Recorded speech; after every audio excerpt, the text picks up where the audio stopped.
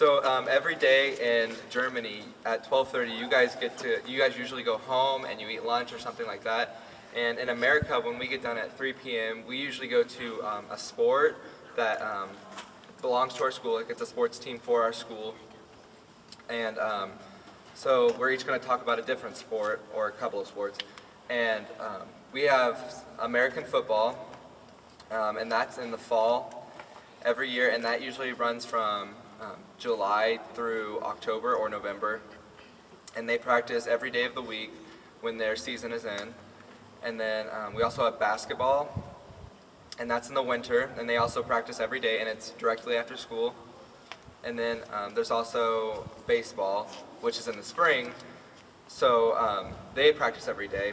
So if a student wants to, they can play football, basketball, and baseball because they're all at different times of the year. And for both boys and girls can play all the sports, but instead of girls playing baseball, girls play softball. So those are those sports. During the winter time, there is dance and winter guard competitions where you go to different towns around like Effingham, and we go to like just go and compete against a whole bunch of other schools to see how like we can place and if we can make it to state. And then also during the winter there's cheerleading at the basketball games, and I guess we all practice almost every day besides like winter guard isn't sponsored by a school, so then we only get a few days to practice, but most of the like cheerleading and dance and is during the winter. Winter guard is a flag and dance team. You like just dance around with a flag, I guess is the best way to explain it. I don't know. It's cool. I talk about cross country and track. Cross country is when you run a lot of miles, and it's during the fall, and the very end of the summer they start practicing, and sometimes they have practice before school in the morning because it gets very warm in the afternoon, and they have lots of meets after school too, and on the weekends, so sometimes the meets take up the whole Saturday. And then track is in the spring, and they have an indoor season and an outdoor season, and they have all the different track events that you do in Germany. They have distance running events where they run a long time, and sprinting and jumping and throwing events, and the meets are a lot of the times on Saturdays, and it takes the entire day, and they practice every day. Okay.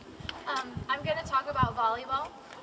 The season for volleyball is in the fall, and just like the other sports, we have practice every day after school, and we also have games competing against other schools around in our area.